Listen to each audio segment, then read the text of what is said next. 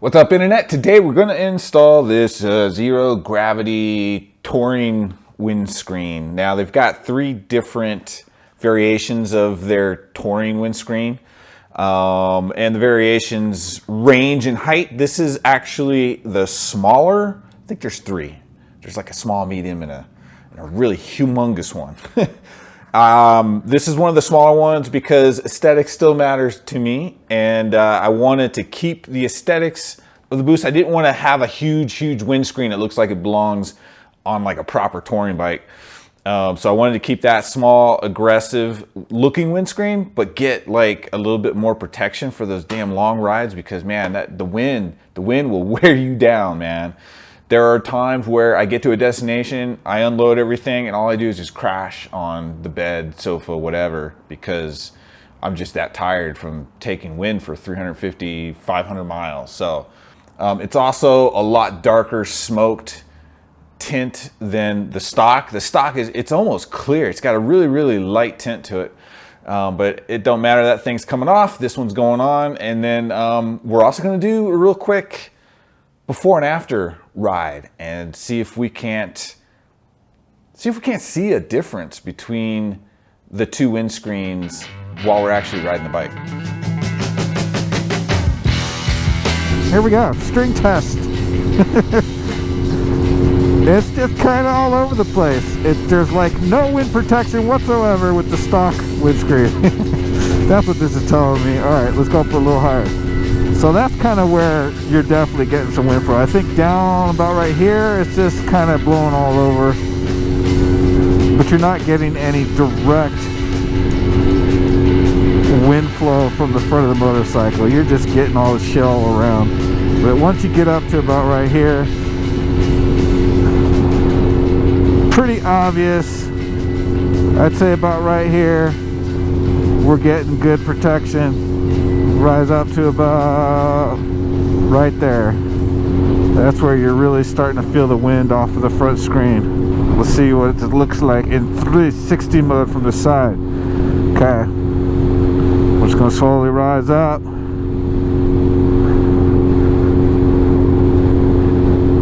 And it's pretty obvious right about there, which is like probably hitting me near the chin. You know what would be really cool? All right, this actually looks super easy. There's a tiny torque screw here, tiny torque screw here. There's no other hardware that's visible, so I'm hoping it's as easy as it looks. Looking at the replacement screen, there's holes here for those 2 screws, and it looks like it's kind of notched out. It looks like it slides into a position, and really the only thing that's holding these 2 screws. So I don't know, let's see, let's find out. Could it really be that easy? Wouldn't it be cool if it was really this simple? I'm not buying it yet. It's a T15. Could it be this simple? Oh my goodness. People, it does not, it does not get any easier than that. I mean, damn, Suzuki did a really good job with the windscreen removal. Oh, I'm loving how dark it is because it's matching the paint really well. Okay, these are pretty small, like machine screws, really fine threads.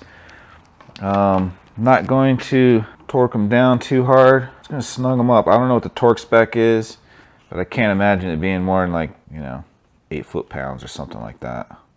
We're not going to crank these down super hard. And to be fair, they weren't cranked down super hard when I went to take them out. It definitely gives the bike, I mean, we need to get out on the road, but just looking at it, it's definitely taller. I love the dark smoke because it goes with the black paint. Hopefully this just peels off. I don't need a heat gun. Perfect. Damn, I like it. It feels good.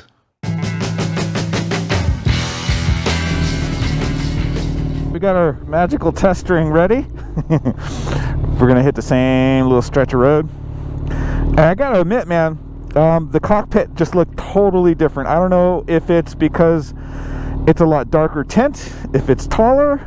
I think actually it's both. It's the fact that it is taller and it has a much darker tint. Everything just has a different feel to it. It's hard to explain. It's definitely noticeably taller. So I would say right there, it's not quite getting, there it is right there. That's about like level with my eye. You know what we need to do? We need to go jump on the interstate real quick. It's not like I've got access to a wind tunnel with, you know, that colored air smoke that you can, yeah, I don't have none of that shit. This is what I got. I got a piece of fucking string and a GoPro. So that's how we roll. Let's go do this on the interstate. Not the string thing. I just want to ride on the interstate.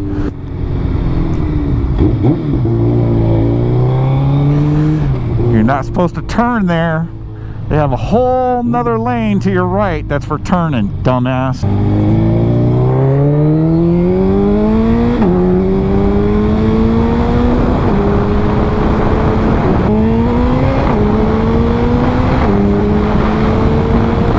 So I think overall I'm pretty happy with this windscreen. I love the way it looks. I love the really dark smoke tint on it. I mean, it's not really useful as far as like trying to tuck and look through it. It's pretty dark, but I like it, man. I think it looks great with the bike, and it's not so tall. I wouldn't want it any taller, I'll say it like that. I think the tallest one you can get, I wouldn't be happy with it from an aesthetics perspective. It'd probably give you even better wind protection, but I would probably walk away and look back at my bike less if I had their tallest touring windscreen for the Hayabusa. It just doesn't look like it fits the bike. All right, guys, you know what to do, man. Keep that rubber side down. We'll see you in the next one.